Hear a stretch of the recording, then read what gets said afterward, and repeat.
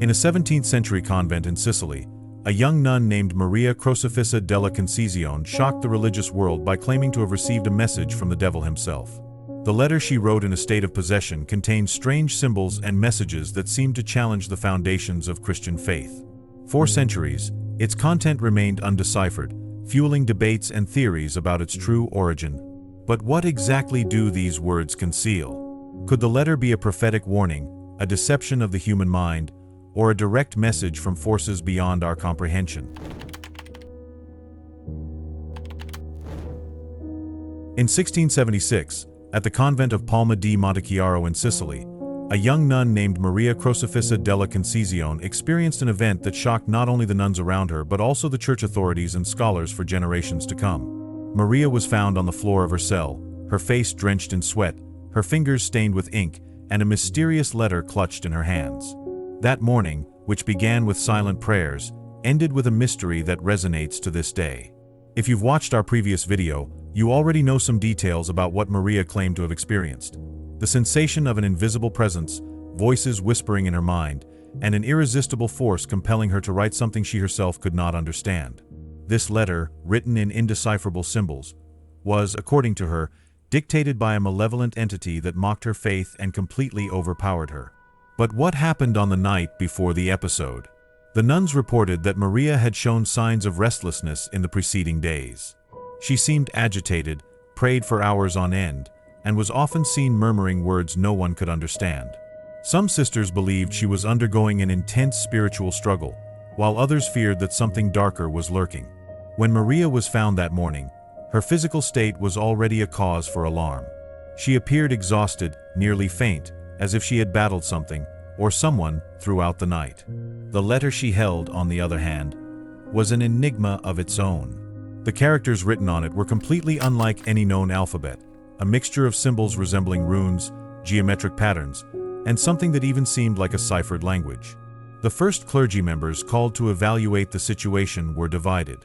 Some believed Maria had been a victim of demonic possession, citing as evidence the complexity of the symbols in the letter and the fact that she had never been exposed to other languages or alphabets. Others, however, approached the case with skepticism, suggesting that Maria might have been experiencing some kind of psychological breakdown, something that, at the time, was often interpreted as a supernatural phenomenon. But why would Maria have been chosen for such an extraordinary event? This question echoed both within and outside the convent. Some religious figures interpreted the case as a direct attack by the devil on a devout soul, an attempt to weaken the faith of the nuns and spread fear.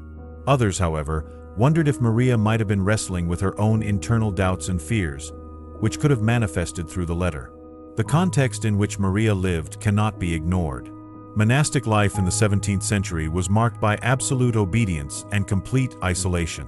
Nuns dedicated their lives to prayer, manual labor, and spiritual meditation, with almost no contact with the outside world. In such an austere environment, any sign of unusual behavior was quickly noticed and often interpreted as supernatural. For the local clergy, the most acceptable explanation was demonic possession. The letter was then kept as evidence that Maria had been used as an instrument of malevolent forces. Exorcisms were performed, and reports suggest that she experienced other disturbing episodes after that event. Whispers during prayers, inexplicable convulsions, and murmurs in strange tongues were observed by her fellow nuns, who saw her as both a victim and a symbol of spiritual resistance. Curiously, however, Maria herself seemed divided about what was happening. On some occasions, she said she felt abandoned by God, while at other times she claimed that her faith was being tested. These emotional oscillations raised even more questions. Was she truly fighting a spiritual battle, or was she merely struggling to cope with the pressure of such a rigid religious environment? The letter, however, remained the central mystery. Kept in the convent for centuries, it became the subject of numerous translation attempts, all unsuccessful. It was only in 2017, with the use of modern software, that some fragments began to be deciphered, revealing disturbing messages such as "God is an invention of men" and "superior forces control the world." These phrases reignited debates. Were they truly messages from a demonic being, or reflections of Maria's own fears and doubts? For those wishing to delve deeper into the details of what Maria experienced that night, we recommend revisiting our previous video, where we explore the episode in greater depth. But the question that brings us here today is different. What does the letter really mean? And how does it connect to something greater, that may go beyond possession and touch on collective fears and mysteries yet to be unraveled? The letter left by Maria Crocifissa della Concisione was both a physical object and a symbol of something far greater. From the moment it was discovered, the text, scribbled in an incomprehensible language, raised more questions than answers. The nuns in the convent didn't know what to make of the piece of paper that Maria claimed was written under the influence of a demonic force. The mix of geometric strokes, sinuous lines, and strange characters bore no resemblance to any known language and evoked a sense of unease in those who gazed upon it. As days passed, the efforts to understand the letter's content intensified. Local priests and scholars were called in to analyze the text, but all were left baffled. The Church, typically quick to interpret supernatural phenomena, hesitated this time to issue a definitive judgment. There was something about the letter that seemed to elude even the most learned religious authorities. For some, this alone was sufficient proof that the message had a non-human origin. For others, the mystery only deepened the suspicion that the text might have come from Maria's own mind. What made the document so intriguing wasn't just its appearance. The circumstances under which it was written, the state of possession Maria claimed to have been in, added spiritual weight to the case. According to accounts, as she wrote, Maria felt an overwhelming pressure on her body and heard voices dictating every word. She asserted that even though she couldn't understand the symbols she was writing, her hand was moved by an irresistible force. These details led many to believe she had no control over what she was doing, and that the letter was the direct result of a supernatural manifestation.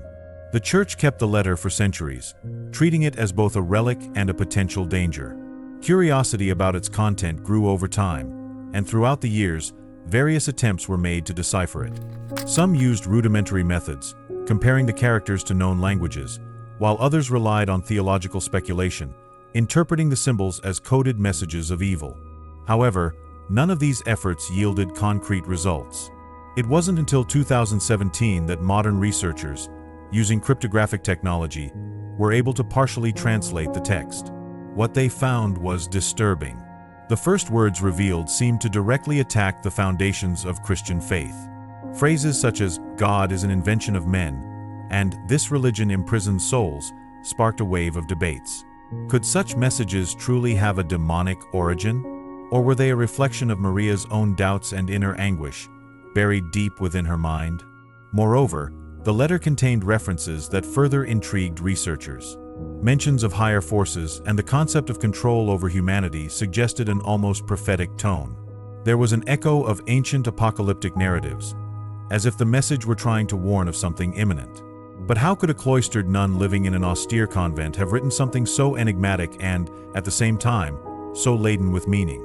Scholars who analyzed the letter proposed different hypotheses. Some believe that Maria, upon entering an altered state of consciousness, might have accessed parts of the collective unconscious, reproducing symbols beyond her conscious knowledge. While fascinating, this theory does not explain how the strokes and content demonstrated such remarkable coherence, as if they were created by someone with complete mastery of what was being written. On the other hand, more conservative theologians assert that the letter was undoubtedly the product of possession. They argue that the subversive tone and messages against faith could not have come from a devout nun, especially during a time when religion was at the center of all aspects of life. For these religious figures, Maria's case serves as a reminder that evil not only exists but is constantly seeking to corrupt what is sacred. Meanwhile, some critics suggest that the letter might reflect the psychological pressures Maria endured within the convent. The rigidity of monastic life, combined with profound isolation, could have triggered identity crises and existential doubts. In this case, the writing would symbolize a cry for help from someone trying to escape her own internal torment. But could a human outcry carry such complexity? The fact that the letter mentions concepts like the river Styx, an element from Greek mythology, added yet another layer of mystery. How could Maria, living in complete isolation, have access to such specific references? This question is often used to support the idea that the nun was being manipulated by something beyond her understanding, something that used her as a vessel to convey a greater message. Despite all these attempts to explain the letter, one thing remains certain. It is not merely about the words that were deciphered. There is something about the physical presence of the document itself that continues to provoke intense emotions in those who have the chance to see it. For some, it serves as evidence that spiritual forces, whether divine or demonic, truly exist. For others, it is a fascinating enigma that blends history, religion, and the complexities of the human mind. In the end, what did the letter truly signify? Was it a warning from another dimension, a reflection of Maria's inner doubts, or simply a coincidence born from a series of misunderstood factors? To this day, the question remains unanswered.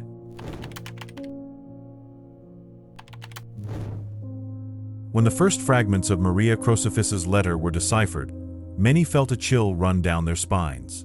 The messages appeared to be more than mere provocations against faith. They were statements that echoed the darkest pages of the Bible and apocryphal texts, suggesting that something ominous and imminent was approaching. But what exactly did these words mean? Was the letter a reflection of end-times prophecies or a warning that had gone unnoticed for centuries? Phrases like "higher forces control the world" and "this creation is a prison for souls" conjure disturbing images of control and subjugation, but also of a liberation yet to come. These ideas, although unusual for a cloistered nun, find parallels in religious texts that speak of the ultimate battle between good and evil. The Book of Revelation, for instance, mentions spiritual forces governing the realms of earth until the return of God. Could Maria, even without access to these complex texts, have somehow captured an echo of these universal narratives? One of the most intriguing phrases, "the fallen king shall return," sparked comparisons to the Book of Enoch, a widely debated apocryphal text that describes the fall of rebellious angels and their domination over humanity. These angels, known as the Watchers, were said to have taught forbidden secrets and corrupted the world. For some modern theologians, Maria's letter is further evidence that these forces not only existed but remain active, influencing humanity's fate. But how could a simple nun have access to such visions without ever reading these texts? The convent where Maria lived was steeped in an atmosphere of silence and prayer, but also fear. The 17th century was a time when wars, plagues, and disasters were seen as clear signs that the world was teetering on the edge of collapse. People expected the end times at any moment, and this collective fear may have influenced Maria's visions. Yet the content of the letter transcends the common fears of her era. The symbolic richness of the deciphered passages suggests something that cannot simply be explained as a reflection of societal tensions. Before the possession episode, Maria was known for her intense prayers and for frequently entering states of ecstasy. Witnesses reported that she seemed to disconnect from the world around her, murmuring words no one understood and staring blankly into space. Some believed these moments were mystical experiences, while others feared they were the first signs of demonic influence. Could it be that, in these altered states of consciousness, Maria was receiving messages that went beyond human comprehension? Apocalyptic texts have a peculiar quality. They not only describe future events, but also warn of the consequences of human behavior. They speak of choices, redemption, and judgment. Maria's letter, with its mix of criticism and warning, seems to fit this pattern.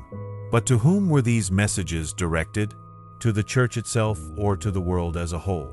One of the most unsettling passages mentions the idea that God was invented by men. For many believers, this phrase is an unthinkable blasphemy. However, theologians who analyze the case suggest it may hold a different meaning. In some ancient spiritual traditions, it is believed that the human conception of God is limited, incapable of grasping the true essence of the divine. Was Maria, in the midst of her possession, being used to convey a message that transcended the boundaries of conventional religion? There is also the question of the mythological references. The mention of the river Styx, a symbol of the passage between the world of the living and the underworld in Greek mythology, is something Maria could hardly have learned during her life in the convent. This detail perplexed scholars, as it reinforces the idea that the text was dictated by something or someone with knowledge Maria did not possess. Were these references mere coincidences, or an attempt to connect the Christian narrative to older belief systems? Perhaps the most unsettling aspect is the feeling that the letter has not yet revealed all it has to say. Even with the technological advances that have allowed parts of its content to be deciphered, most of the text remains a mystery. Some believe it may contain prophetic messages that we have yet to interpret, while others fear its true nature may be too dangerous to uncover. Whatever the truth may be, the content of the letter forces us to confront an uncomfortable question. Are we truly in control of our destiny, or are hidden forces shaping the course of history without our awareness? Maria Crucifissa, in her life of prayer and isolation, may have become a channel for these questions. But do we have the courage to seek the answers? Throughout history, moments of crisis and catastrophe have often been interpreted as signs of supernatural forces acting upon the world. In the case of Maria Crucifissa's letter, some modern researchers have begun drawing parallels between its ominous messages and historical events that have unfolded since the 17th century. Could the letter carry a prophetic tone, foreseeing disasters that would shape humanity's destiny? Or are we merely projecting our own anxieties onto an enigmatic text? The phrase, "the fallen kings shall return," has particularly intrigued theologians and historians. Some have connected it to the dynastic conflicts that erupted in Europe after the letter was written. Wars like the 30 Years' War, which devastated entire regions and involved multiple monarchies, could be seen as manifestations of this return. Others interpret the phrase symbolically, as a reference to corrupted systems of power that repeatedly resurface throughout history, cyclical patterns of human behavior that persist across generations. Another excerpt, mentioning higher forces controlling the world, has raised even more complex questions. While religious interpretations suggest divine or demonic influence, some scholars see in the text a foreshadowing of more abstract power structures, such as governments or global institutions shaping humanity's fate. This interpretation gives the letter a surprisingly modern resonance, evoking theories of conspiracy, global control, and the struggle for freedom. But the connections don't stop there. The reference to a prison for souls has sparked debates among those who see the letter as an implicit critique of the very concept of society. In the 17th century, the rigid structure of religious life and the constant fear of divine judgment created an atmosphere in which people lived under perpetual emotional and spiritual control. Could it be that Maria, even in a state of possession, was channeling a broader critique of the system in which she lived? It is worth noting that in times of crisis, humanity often revisits prophecies and ancient texts in search of answers. During history's great pandemics, such as the Black Death or the 1918 flu pandemic, religious and prophetic texts were reinterpreted as warnings. Maria's letter, with its enigmatic messages, is no exception. In uncertain times, it continues to be revisited as a potential source of insight into modern challenges. A curious parallel emerged in the early 20th century, when World War I brought destruction on a global scale. Theologians studying the Book of Revelation pointed to similarities between its descriptions of devastation and the grim realities of trench warfare. At the same time, Maria's letter began to attract renewed interest, particularly because of its insistence on unseen forces manipulating humanity's destiny. This led some to wonder, was the letter not merely a message for its time, but also a warning for the future? Historical coincidences are also frequently mentioned by scholars. For example, during the 18th and 19th centuries, religious and scientific reform movements challenged the Church's authority, raising the idea that religion could indeed be a human invention. The phrase, "God is an invention of men," seems to have anticipated these intellectual and spiritual revolutions, as though the letter had foreseen the impact of secularization on faith. Even more fascinating is how modern catastrophic events, such as climate change, global political crises, and uncontrollable technological advancements, echo the letter's tone of warning. For some, these issues reflect the notion of living in a prison for souls, controlled by forces we do not fully understand. These parallels are not proof that the letter predicted the future, but they do raise the question: is there something about human patterns that makes these events inevitable? It is important to remember that prophecies are often not exact predictions, but rather warnings based on patterns perceived over time. Maria's letter may not describe specific events, but could instead be alerting us to our own failings, repeated in cycles throughout history. Much like the Book of Revelation, where the seven seals herald calamities that are both symbolic and literal, the message of the letter might be an invitation to reflect. Yet the mystery endures. If the letter truly reflects the future, why does much of its content remain undeciphered? Some scholars argue that this is part of its enigma. Perhaps the letter's true meaning can only be understood in moments of crisis, when we are ready to recognize its messages. This idea, while speculative, imbues the text with an almost mythical weight, as if it were written not to be immediately understood but to emerge in times of great need. Ultimately, the most intriguing aspect is that Maria Crucifissa's letter, even after centuries of attempts to interpret it, continues to defy our understanding. It forces us to examine the patterns of our history and question whether we are truly capable of learning from them. What if the messages it carries are more than mysterious symbols? What if, like the prophets of old, Maria was inviting us to look beyond the chaos and glimpse what lies ahead?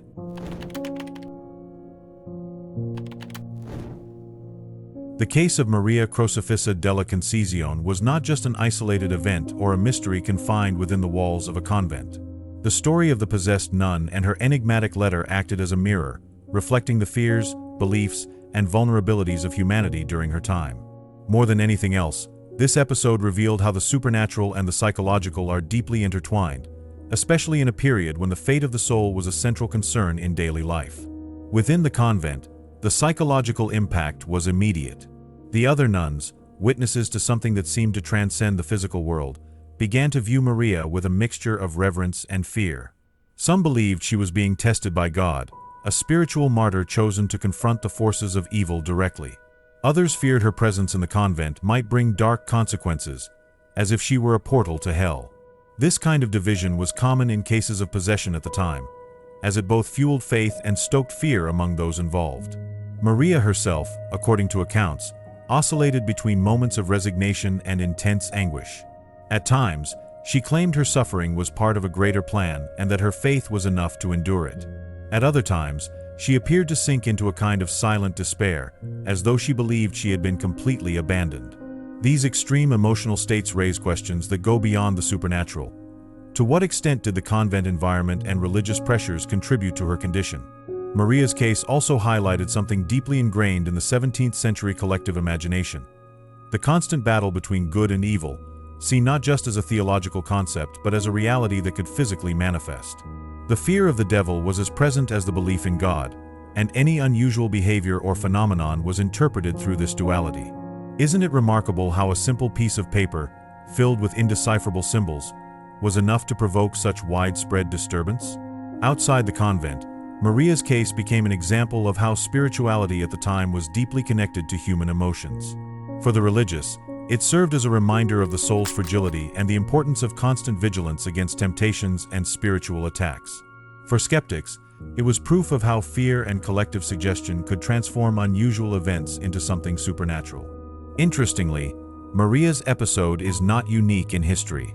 Cases of possession, religious ecstasy, and automatic writing have repeatedly appeared during times of crisis or social upheaval. This raises an intriguing question. Could Maria's case have been, in part, a collective manifestation of the fear and anxiety of her era? After all, the 17th century was marked by religious wars, plagues, and intense concern over the fate of souls. Was Maria, in a way, a representation of the inner conflicts of an entire society? Another significant point is how Maria's case has been interpreted over the centuries. For some modern scholars, it is a clear example of how extreme spiritual experiences can be used to reinforce religious narratives. The story of the possessed nun was seen as a warning about the constant presence of evil and the necessity of seeking refuge in faith. At the same time, it also opened space for debates about mental health, altered states of consciousness, and the influence of environment on the individual. It's important to remember that in a setting like the convent, religious experiences were often intensified by isolation and rigid routines. The nuns lived in constant reflection on their sins, fears, and the pursuit of spiritual perfection. In such an environment, an event like Maria's was not only shocking but also used as a pedagogical tool. Her suffering, whether real or perceived, was seen as an example of what could happen to those who failed to remain steadfast in faith. The spiritual impact of Maria's case also resonates in our modern society. Although the context is different, we still seek answers to the same dilemmas.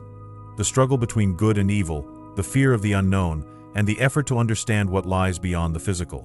Stories like hers continue to fascinate us because they touch on something profoundly human: the feeling that we are vulnerable to forces beyond our control. Ultimately, the case of Maria Crocifissa is not just a story about a possessed nun or a mysterious letter. It is a reminder that, in times of crisis, we search for meaning in the most unusual events, trying to find order in chaos.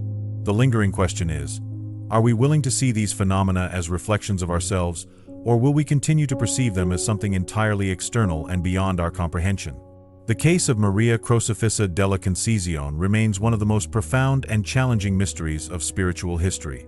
A young nun, isolated in a convent, became the center of a narrative that blends possession, mystery, and messages that still intrigue both skeptics and those fascinated by the supernatural. Her letter, with its undeciphered symbols and unsettling messages, remains an enigma. Was it a divine warning, a demonic manifestation, or the reflection of a mind bearing the fears and anxieties of an entire era? What's most striking, however, is how this story transcends its time and place. More than an account of possession or a cryptic letter, Maria's case forces us to confront universal questions. Is good and evil beyond our control? Are we connected to something greater that we cannot always comprehend? And above all, how far are we responsible for confronting the unknown, both within and outside ourselves? Now, I'd like to hear from you. What other spiritual themes would you like to explore here? Share your suggestions in the comments and help shape the channel's future content. If you're interested in diving deeper into spirituality, I've specially curated some videos filled with profound insights and fascinating discoveries for you to enjoy. Just click on one to begin. Don't forget to subscribe to the channel to continue this journey of self-discovery and spiritual learning. Your commitment to knowledge is the first step toward transforming your reality.